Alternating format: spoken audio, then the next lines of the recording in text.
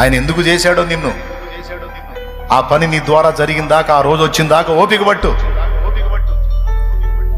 నాకు ఆ సమయం వచ్చింది, లైన్లో తెచ్చి ఆయన పని ఆయన చేపిస్తా ఉన్నాడు. నీ సమయం వచ్చినప్పుడు నిన్ను కూడా లైన్లో తీసుకొచ్చి వాడుకుంటాడు. నువ్వు స్త్రీవైనా పురుషుడివైనా ఓపికతో ఎదురు చూడు. కొంతమంది నాకు పిల్లలు పుట్టలేదని మా వాళ్ళు చాలా మాటలు అంటున్నారు. నాకు పిల్లలు పుట్టినప్పుడు నేను ఎందుకు బతకాలని విరక్తితో కొంతమంది మాట్లాడతారు. దానికి నీ సమాధానం ఏమై ఉందో నాకు తెలియదు, కానీ నా సమాధానం చెప్తా. ఈరోజు కాకపోతే రేపు ఇస్తాడు బిడ్డని, రేపు కాకపోతే ఇంకో సంవత్సరానికైనా ఇస్తాడు బిడ్డని. ఇయ్యకపోతే ఒక అనాథ బిడ్డను తెచ్చి పెంచుకో, సేవ చేసిన దాన్ని అవుతావు.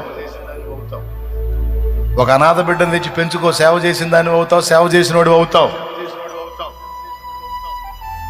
అలాగా దిక్కులేని పిల్లల్ని తెచ్చుకొని పెంచుకొని ఆ పిల్లలు వచ్చిన తర్వాత వీళ్ళు సంతానం పొందిన సాక్ష్యాలు బోల్డన్ని ఉన్నాయి. దేవుడు నీకు ఇయ్యకపోతే దిక్కు లేదా? నువ్వు కానీ బిడ్డను పెంచి పెద్ద చేస్తే అది బాధ్యత.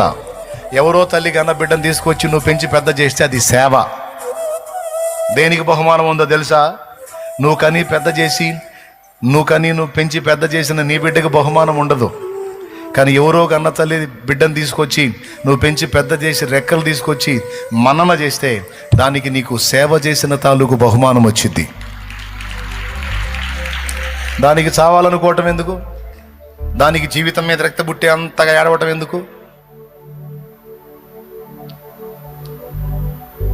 మా అత్తగారు ఇలా అంటున్నారు, మామగారు ఇలా అంటున్నారు, నా భర్త ఇలా అంటున్నాడు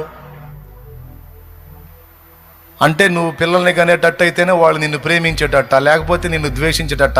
అలాంటి సుంఠా వాళ్ళ ప్రేమ దక్కలేదని ఏడుపుతావా సుంఠా ముఖం వేసుకొని అని అనాలనిపించింది, కానీ నేను అనను.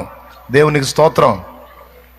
మరి అవకాశవాదులు సుంఠా ముఖం వాళ్ళే మనుషులండి. లోపం పురుషుడిది అయితే మరి ఏం చేస్తారు? మరి పనికి మాలిన అత్త, ఒక్కొక్క అత్త మాట్లాడిద్ది దిక్కుమాలింది, దాన్ని వదిలేరా, ఇంకో దాన్ని చేసుకో. దోషం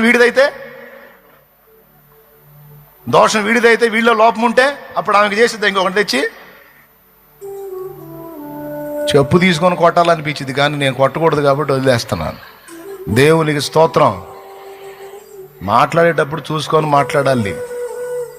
నీ ఇంటికి తెచ్చుకున్న కోడలని కూతురైనా కోడలైనా ఆమె అనుకొని ప్రేమించు. పనికి మాలిందనా ప్రేమించు. ఇవాళ కాకపోతే రేపు ఆశ్చర్యకార్యం చేస్తాడు, దేవుడు ఇస్తాడు. అంతేగాని దాన్ని వదిలేయి దీన్ని వదిలేయి పెత్తనం ఉందని పెత్తనం సాగిస్తున్నావేమో. నీది దిగిపోయే గవర్నమెంట్